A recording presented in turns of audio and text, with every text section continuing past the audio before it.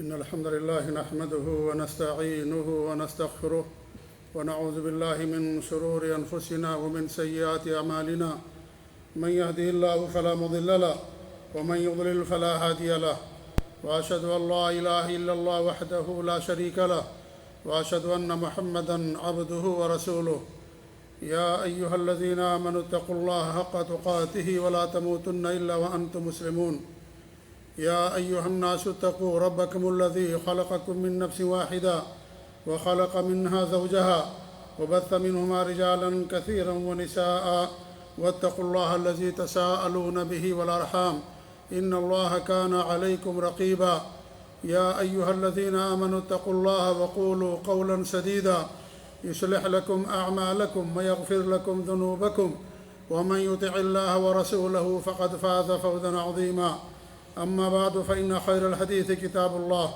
وخير الهدي هدي محمد صلى الله عليه وسلم وشر الأمور محدثاتها وكل محدثة بدعة وكل بدعة ضلالة وكل ضلالة في النار فأعوذ بالله السميع العليم من الشيطان الرجيم بسم الله الرحمن الرحيم وما خلقت الجن والإنس إلا ليعبدون وقال في موضع آخر وما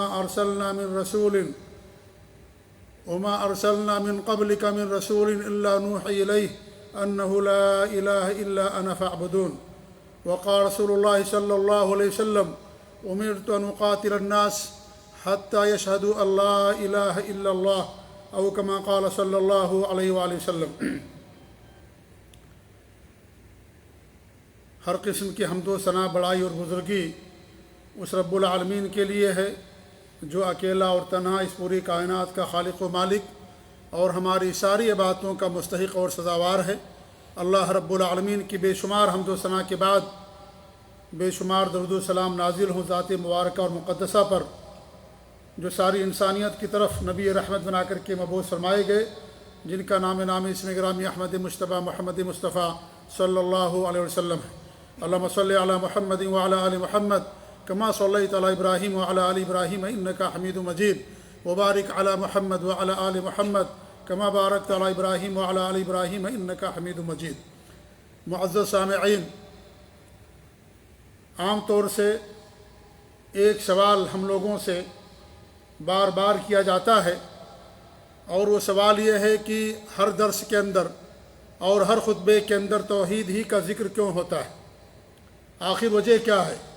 اس کے اسباب کیا ہیں کہ توحید کا ذکر ہمیشہ اور بار بار کیوں کیا جاتا ہے؟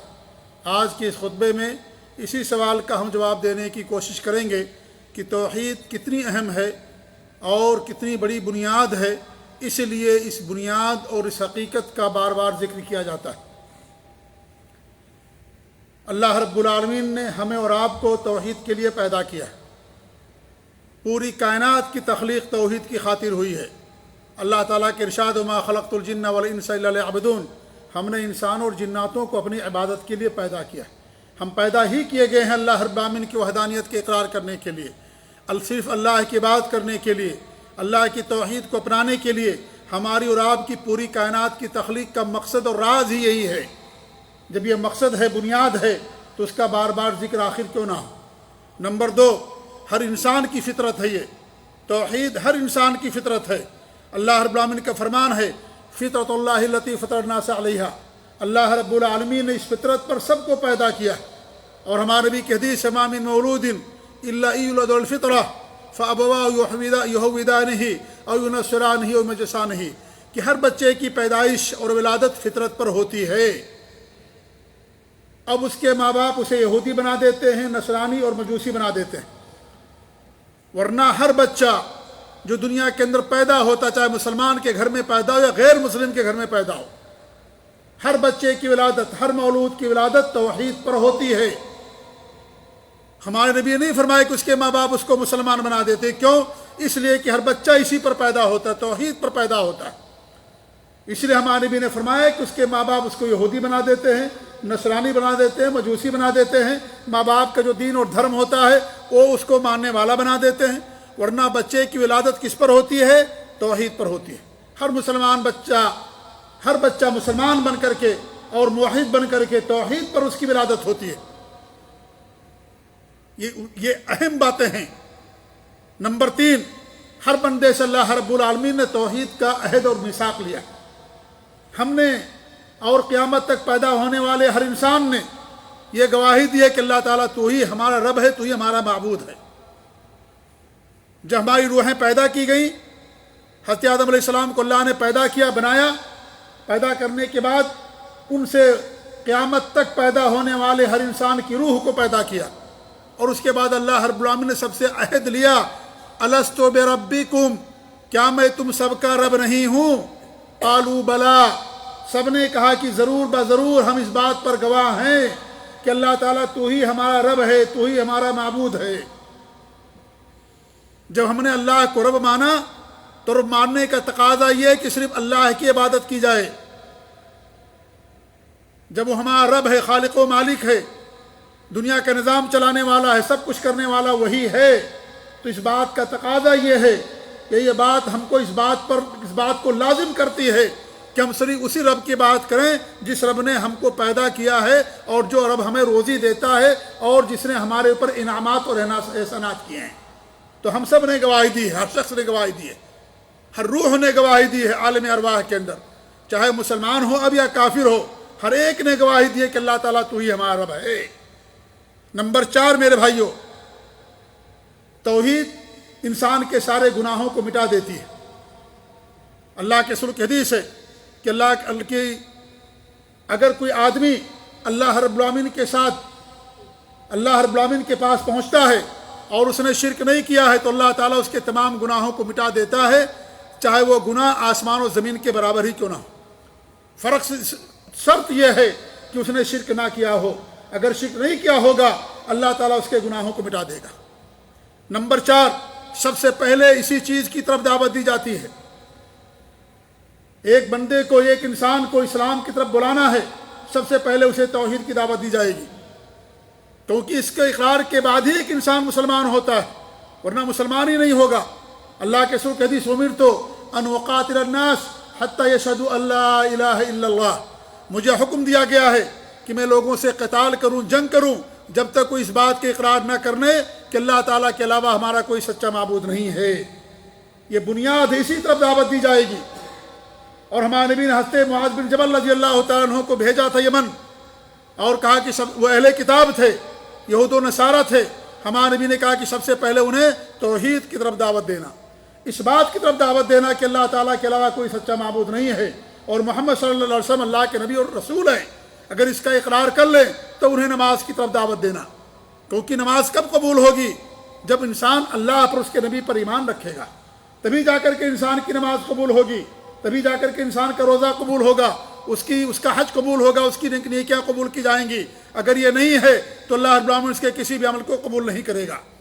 تو سب سے پہلے اسی چیز کی دعوت دی جاتی ہے، اسی کی طرف لوگوں کو بلایا جاتا ہے، توحید کی طرف۔ نمبر 7، اسی کی بنا پر انسان کی 2 قسمیں ہیں۔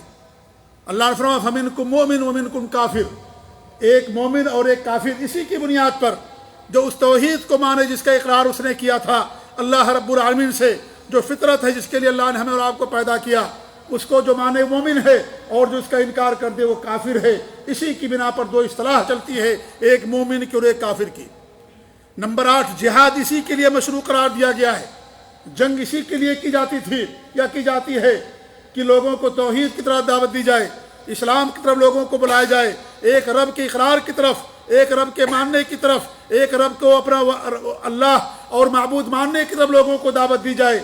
جیسا کہ حدیث میں نے پڑھی کہ علامہ عربی فرماتے ہیں مجھے حکم دیا گیا ہے کہ میں لوگوں سے قتال کروں، یہاں تک کہ اس بات کی گواہی دیں کہ اللہ تعالیٰ کے علاوہ کوئی سچا معبود نہیں، اور میں محمد صلی اللہ علیہ وسلم اللہ کا نبی اور رسول ہوں۔ جب یہ لوگ مان لیں تو ان کے خون، ان کے مال محفوظ بن ہو جاتے ہیں۔ تو یہ اہم حقیقت ہے جس کے لیے جہاد مشروع قرار دیا گیا، توحید کو لوگوں کے درمیان پھیلانے کے لیے، نشر و اشاعت کے لیے، جو رکاوٹوں کو دور کرنے کے لیے۔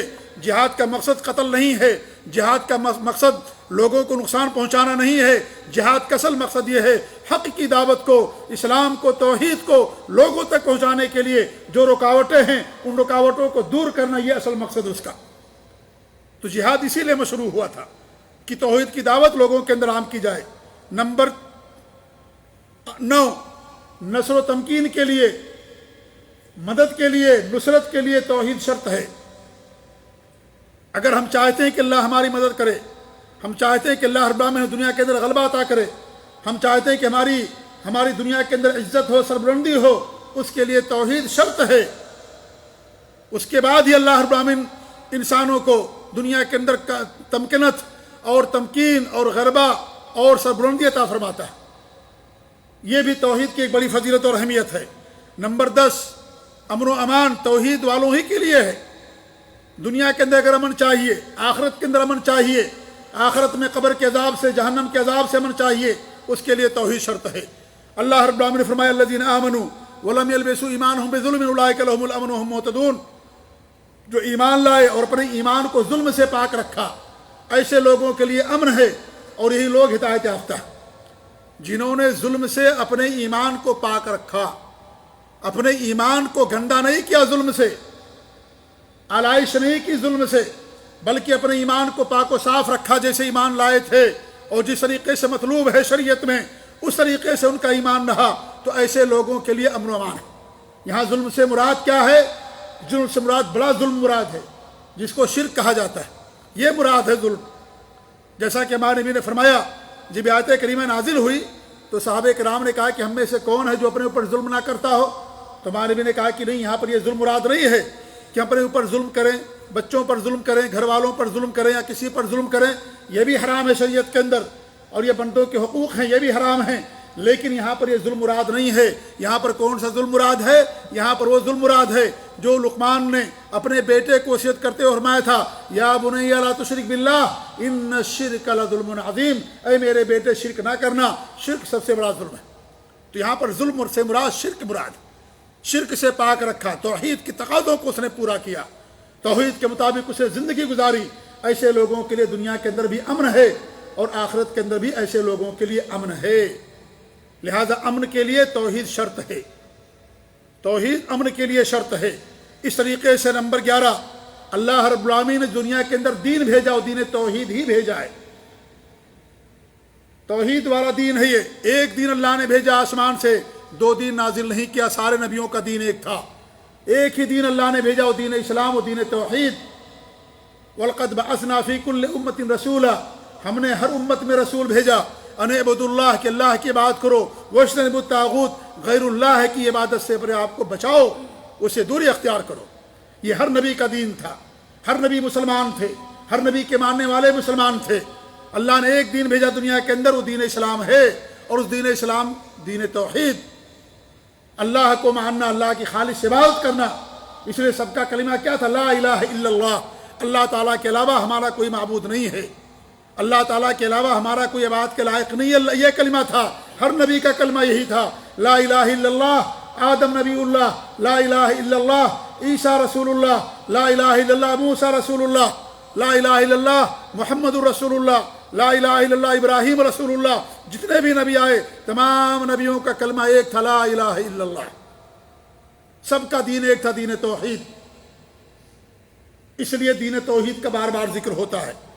نمبر 12 یہ سب سے بڑا معروف ہے، یہ میں صرف ہیڈنگ آپ کے سامنے پیش کر رہا ہوں، صرف ہیڈنگ اور عنوان آپ کے سامنے، ورنہ ایک ایک ہیڈنگ ایسی ہے کہ اس پر ایک ایک خطبہ انسان کا ہو جائے گا۔ سب سے بڑا معروف توحید ہے، اور سب سے بڑا منکر، سب سے بڑی برائی شرک ہے، سب سے بڑی نیکی، سب سے بڑا خیر، سب سے بڑی بڑائی اگر دنیا کے اندر ہے توحید ہے، کیونکہ اسی کی بنا پر تمام نیکیوں کی قبولیت کی جاتی ہے۔ نمبر 13 میرے بھائیوں، تمام اعمال کی قبولیت کے لیے بنیادی شرط ہے، توحید بنیادی شرط ہے اعمال کی قبولیت کے لیے۔ اگر ہمارے عمل کے اندر شرک ہے تو اللہ تعالیٰ اس عمل کو قبول نہیں کرے گا۔ اللہ کے رسول صلی اللہ علیہ وسلم کی حدیث ہے کہ ہمارے بھی فرماتے ہیں کہ اللہ تعالیٰ کا حق ہے بندوں کے اوپر کہ بندے صرف اللہ کی بات کریں، اس کے ساتھ کچھ بھی شرک نہ کریں۔ اگر ہم نے شرک کیا تو ہمارے سارے اعمال کو اللہ رب العالمین برباد کر دے گا۔ اللہ رب العالمین نے فرمایا وَلَوْ أَشْرَكُوا لَحَبِطَ عَنْهُمْ مَا كَانُوا يَعْمَلُونَ، اللہ رب العالمین نبیوں کا ذکر کیا اور کہا اگر یہ شرک کر لیں اللہ تعالیٰ ان کے اعمال کو برباد کر دے گا۔ نبی کے بارے میں اللہ فرماتا ہے نبی سے شرک نہیں ہو سکتا، نبی کے ذریعے سے ہم کو خطاب کیا گیا ہے، ہمیں پیغام دیا گیا ہے کہ اپنے اعمال کو شرک سے بچاؤ۔ اللہ رب العالمین نے اپنے نبی کی طرف وحی کی وَلَقَدْ أُوحِيَ إِلَيْكَ وَإِلَى الَّذِينَ مِن قَبْلِكَ لَئِنْ أَشْرَكْتَ لَيَحْبَطَنَّ عَمَلُكَ وَلَتَكُونَنَّ مِنَ الْخَاسِرِينَ۔ ہم نے آپ کی طرف وحی کی، اور آپ سے پہلے جتنے بھی نبی آئے گزرے ہیں سب کی طرف ہم نے وحی کی تھی کہ اللہ تعالیٰ کے ساتھ شرک نہ کرنا، اگر شرک کیا تو تمہارے سارے اعمال کو اللہ برباد کر دے گا اور تم خسارہ پانے والوں میں سے ہو جاؤ گے۔ تو شرک ایسا گناہ ہے کہ انسان کے سارے اعمال کو برباد کر دیتا ہے، ختم کر دیتا ہے شرک۔ جیسے انسان کے جسم میں کینسر ہو جائے، کینسر آ جانے کے بعد انسان کی صحت، ہاتھ پاؤں سب کچھ خراب ہو جاتا ہے اور انسان موت کے گھاٹ اتر جاتا ہے، اسی طریقے سے یہ شرک بھی ہے کہ انسان کے سارے اعمال کو برباد کر دیتا ہے۔ لہذا اگر اعمال کی بربادی سے اپنے آپ کو بچانا ہے تو توحید خالص پر ایمان لانا ضروری، کہ انسان اپنے آپ کو، اپنے اعمال کو ہمیشہ شرک سے محفوظ رکھے۔ اگر شرک اس نے کر لیا اللہ تعالیٰ اس کے سارے اعمال کو برباد کر دے گا۔ نمبر 14، توحید پر یا توحید بندوں پر اللہ رب العالمین کا سب سے بڑا حق ہے، سب سے پہلا حق۔ ہمارے نبی نے پوچھا تھا معاذ بن جبل سے، معاذ بن جبل ہمارے نبی صلی اللہ علیہ وسلم کے پیچھے سوار تھے، اور ہمارے نبی ان سے پوچھا، اے معاذ اتدری ما حق اللہ علی العباد، اے معاذ کا تم جانتے ہو کہ اللہ تعالیٰ کا حق بندوں پر کیا ہے؟ انہوں نے کہا کہ اللہ اور رسول عالم، اللہ اور اس کے رسول زیادہ بہتر جانتے ہیں۔ تو ہمارے نبی نے فرمایا اللہ تعالیٰ کا حق یہ ہے ان یعبدوہ ولا یشرکوا بہ شیئا، کہ وہ لوگ اللہ کی عبادت کریں، اللہ تعالیٰ کے ساتھ کچھ بھی شرک نہ کریں۔ یہ سب سے پہلا حق اللہ رب العالمین کا جو ہر بندے کے اوپر عائد ہوتا ہے کہ صرف اللہ کی عبادت کرے اور اللہ تعالیٰ کے ساتھ کچھ بھی شرک نہ کرے۔ توحید کے ساتھ ساتھ اپنے آپ کو شرک سے بچانا ضروری ہے۔ اگر توحید بھی انسان کے پاس ہے اور شرک بھی ہے تو اللہ تعالیٰ اس کے تمام اعمال کو برباد کر دیتا ہے۔ نمبر 15، توحید انسان کے گناہوں کو مٹا دیتی ہے، جیسا کہ میں نے اس سے پہلے بیان کیا کہ انسان کے گناہوں کو اللہ رب العالمین توحید کے ذریعے سے مٹا دیتا ہے۔ اللہ کا فرمان حدیث قدسی ہے کہ اگر بندہ میرے پاس آسمان کی جتنی بلندی اور اونچائی ہے اتنا گناہ لے کر کے آئے لیکن اس نے میرے ساتھ کچھ بھی شرک نہیں کیا ہے تو میں اس کے سارے گناہوں کو مٹا دوں گا۔ تو توحید انسان کے گناہوں کو مٹا دیتی ہے، یہ توحید کی فضیلت اور اس کی اہمیت ہے۔ نمبر 16، توحید یہ برکت اور رزق کا سب سے بڑا ذریعہ اور سبب ہے۔ رزق چاہیے، برکت چاہیے اعمال کے اندر، عمر کے اندر، یہ تمام چیزیں اگر چاہیے تو اس کے لیے توحید شرط ہے۔ وَلَوْ آمَنُوا، اللہ نے فرمایا اگر وہ ایمان لے آئیں، لَفَتَحْنَا عَلَيْهِمْ، تو ہم ان کے اوپر کھول دیں گے آسمان کے دروازوں کو، نیکیوں کے دروازوں کو، اللہ رب العالمین ان کے لیے رزق کے دروازوں کو کھول دے گا۔ وَمَن يَتَّقِ اللَّهَ يَجْعَلْ لَهُ مَخْرَجًا، جو اللہ تعالیٰ کا تقوی اختیار کرتا ہے اللہ تعالیٰ اس کے لیے نکلنے کا راستہ بنا دیتا ہے۔ وَيَرْزُقْهُ مِنْ حَيْثُ لَا يَحْتَسِبُ، اور اللہ تعالیٰ اس کو ایسی جگہ سے روزی دیتا کہ اس کے وہم و گمان کے اندر بھی نہیں آتا ہے۔ تقوی کیا؟ اللہ رب العالمین کی توحید ہے۔ یہ ایک رب کو مان کر کے صرف اسی کی عبادت کرنا، اس کے کہنے کے مطابق عمل کرنا اور اس کے کہنے کے مطابق تمام برائیوں کو چھوڑ دینا، اسی کا نام تقوی ہے، اور یہ توحید ہے میرے بھائیوں۔ اس لیے تقوی اور توحید یہ رزق کی برکت اور رزق کا ذریعہ اور سبب ہے۔ اگر ہم چاہتے ہیں کہ ہمارے عمر کے اندر، اعمال کے اندر، رزق کے اندر برکت ہو تو اس کے لیے توحید اولین شرط ہے۔ نمبر 17، اللہ کے رسول کی شفاعت کسی مسلمان کو نہیں چاہیے۔ کون نہیں چاہتا کہ اللہ کے رسول صلی اللہ علیہ وسلم قیامت کے دن ہماری سفارش کرے؟ ہر انسان کی خواہش اور تمنا ہوتی ہے۔ اگر شفاعت چاہیے تو توحید خالص کو اپنانا ضروری ہے۔ اگر توحید نہیں ہے، شرک ہے ہمارے اعمال کے اندر، ہمارے نبی ایسے لوگوں کو شفاعت نہیں کریں گے۔ حضرت ابو ہریرہ رضی اللہ تعالیٰ عنہ نے اللہ کے رسول صلی اللہ علیہ وسلم سوال کیا تھا کہ آپ کی شفاعت کا حقدار اور مستحق اور خوش نصیب بندہ کون ہے کہ آپ قیامت کی اس کے لیے سفارش کریں گے؟ تو ہمارے نبی نے فرمایا تھا کہ وہ بندہ ہے جس نے خلوص دل سے لا الہ الا اللہ کا اقرار کیا، خلوص دل سے لا الہ الا اللہ کا اقرار کیا، ایسے بندے کے لیے میری سفارش حلال ہوتی ہے۔ خلوص دل سے، اخلاص کے ساتھ، اپنے آپ کو شرک سے بچا کر کے خالص اللہ رب العالمین پر ایمان لانا اور اس کی عبادت کرنا، جو آدمی اس کو کرے گا ایسے آدمی کے لیے ہمارے نبی سفارش کریں گے۔ ورنہ جس کے اعمال میں شرک ہوگا ہمارے نبی سفارش نہیں کریں گے، بلکہ جو بدعت کرے گا ہمارے نبی اپنے حوض سے ایسے لوگوں کو بھگا دیں گے۔ پانی پینے کے لیے آئیں گے، ہمارے نبی پانی پلانا چاہیں گے، ہمارے نبی سے کہا جائے کہ یہ لوگ ہیں جنہوں نے شرک کیا تھا، ایک بدعت کی تھی، آپ کے بعد دین کے اندر نئی نئی چیزیں پیدا کر دی تھیں، تو ہمارے نبی کہیں گے بھگاؤ ان لوگوں کو، بھگاؤ ان لوگوں کو۔ ایسے لوگوں کو بھگا دیا جائے گا، حوض سے پانی نصیب نہیں ہوگا۔ جو بدعت کریں گے اور جو شرک کریں گے وہ ہمارے نبی ان کے لیے سفارش نہیں کریں گے۔ اگر سفارش چاہیے توحید کو اپنانا ضروری۔ اللہ سے شفاعت مانگیے، تمام شفاعت کا مالک اللہ رب العالمین۔ ہمارے کچھ بندے کہتے ہیں بھائی کہ محمد صلی اللہ علیہ وسلم قیامت کے دن ہماری سفارش فرمانا. اللہ کے رسول سے مانگتے ہیں میرے بھائیوں، یہ حرام ہے ایسا کرنا، شرک ہے ایسا کرنا. شفاعت کا مالک اللہ رب العالمین، قل للہ الشفاعۃ جمیعا، آپ کہہ دیجیے تمام شفاعت کا مالک اللہ رب العالمین. اللہ سے مانگیے. کیا آپ روزی اللہ کے رسول سے مانگتے ہیں؟ کیا آپ اولاد اللہ کے رسول سے مانگتے ہیں؟ کیا آپ صحت اللہ کے رسول سے مانگتے ہیں؟ کہتے ہیں کہ اللہ کے رسول تمہیں صحت دے دے، اللہ کے رسول صلی اللہ علیہ وسلم آپ مجھے روزی دے دیجئے، آپ مجھے اولاد دے دیجئے. کوئی نہیں مانگتا ہے، کیونکہ یہ مانگنا شرک و کفر ہے. ایسے ہی شفاعت یہ اللہ تعالیٰ کا حق ہے. اللہ تعالیٰ سے مانگیے، کہیے کہ اللہ تعالیٰ قیامت کے دن اپنے نبی صلی اللہ علیہ وسلم کی شفاعت نصیب فرما. یہ دعا کیجئے میرے بھائیوں. اللہ تعالیٰ شفاعت دینے والا، وہی شفاعت کا مالک ہے. کسی بندے سے مانگنا ویسے ہی حرام ہے جیسے آپ کسی بندے سے روزی مانگیں، اولاد مانگیں. تو یہ شفاعت اگر چاہیے توحید کو اپنانا ضروری ہے. نمبر 18، اگر آپ چاہتے ہیں قبر میں ثابت قدمی، آپ کو ثبات قدمی ملے اور پل صراط میں بھی آپ پار کر جائیں، اگر آپ یہ چاہتے تو آپ کے لیے توحید ضروری ہے. وہی انسان قبر میں منکر نکیر کے سوالوں کا صحیح جواب دے گا جو توحید خالص پر ہوگا. جو توحید خالص پر نہیں ہوگا وہ قبر میں جواب نہیں دے پائے گا. پل صراط پر سے اس کا گزر نہیں ہو پائے گا. اس لیے توحید شرط ہے. قبر کے اندر بھی فتنے سے بچنے کے لیے، قبر کے عذاب سے، جہنم کے عذاب سے بچنے کے لیے، پل صراط پار کرنے کے لیے توحید شرط ہے. اللہ رب العالمین نے فرمایا یثبت اللہ الذین آمنوا بالقول الثابت، کہ اللہ تعالیٰ ان لوگوں کو جو ایمان لے کر کے آئے ہیں قول ثابت سے ان کو ثابت قدمی عطا کرتا ہے. فی الحیات الدنیا و فی الآخرہ، دنیاوی زندگی کے اندر اور آخرت کے اندر بھی. آخرت سے مراد مفسرین نے بیان کیا یہاں پر قبر مراد ہے.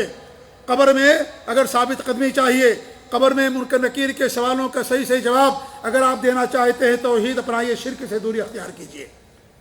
ہر طرح کے شرک سے، چھوٹا ہو یا بڑا شرک، ہر شرک سے اپنے آپ کو بچانا ضروری ہے. نمبر 19، جنت میں داخلے کا ذریعہ اور سبب ہے. یہ جہنم سے بچنے کا ذریعہ اور سبب ہے. جنت انہی لوگوں کو ملے گی جو توحید خالص پر ہوں گے، اور ایسے ہی لوگ جہنم سے محفوظ ہوں گے. اللہ نے فرمایا کہ وَمَن يُشْرِكْ بِاللَّهِ فَقَدْ حَرَّمَ اللَّهُ عَلَيْهِ الْجَنَّةَ وَمَأْوَاهُ النَّارُ، جو شرک کرے گا اللہ نے جنت حرام کر دیا، ایسے آدمی کا ٹھکانہ جہنم ہوگا جو شرک کرنے والا ہوگا. اس لیے اگر جنت چاہیے تو جنت کے لیے کیا ہے؟ توحید خالص کو اپنانا انسان کے لیے ضروری. نمبر 20، یہ پورا قرآن کریم جو ہمارا پڑھتے ہیں میرے بھائیوں، اس کے اندر توحید کے علاوہ اور کیا ذکر ہے؟ توحید ہی آپ کو ملے گی.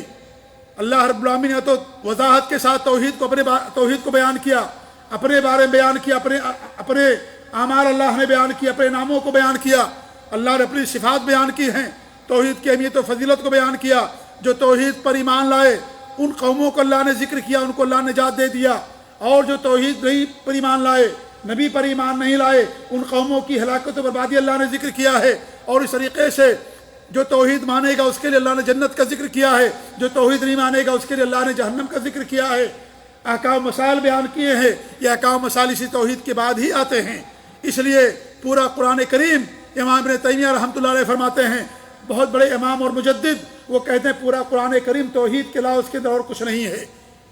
آپ دیکھیں گے یہ توحید والوں کا ذکر ہے، یہ توحید کی خوبیاں ہیں، یہ توحید کا انجام ہے جنت کی شکل میں. توحید نہ ماننے والوں کے لیے ہلاکت و بربادی کا ذکر ہے، ان قوموں کا ذکر ہے جو توحید پر ایمان نہیں لائے، شرک کیا، اللہ ان کو برباد کر دیا. ان قوموں کو اللہ نے کامیابی عطا فرمائی، نجات دے دیا جن قوموں نے اللہ پر ایمان لائے اور نبی اس وقت کے نبی پر ایمان لائے. یہی چیز آپ کو قرآن کریم کے اندر ملے گی. ہر نماز میں سورہ فاتحہ پڑھتے ہیں ہم.